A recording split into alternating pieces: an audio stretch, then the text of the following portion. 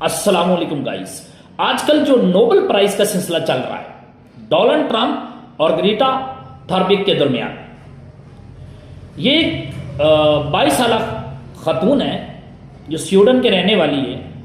آج کل امریکہ کے اندر بہت زیادہ مقبول ہے اور اس کی جو مقبولیت کا اندازہ ہے وہ ڈونلڈ ٹرمپ اور اس کے درمیان کیا جا رہا.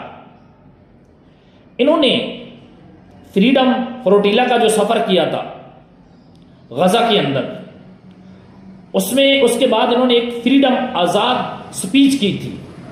اس میں اس کو بہت زیادہ پسند کیا گیا تھا اور یہ کلائمیٹ پر بھی کام کر رہی ہے.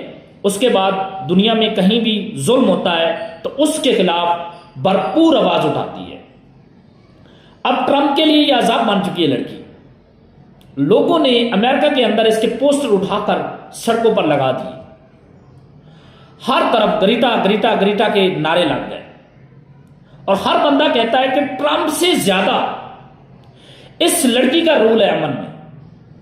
اس نے ایک بہت اچھی آواز اٹھائی اور فریڈم آزاد تقریریں کی.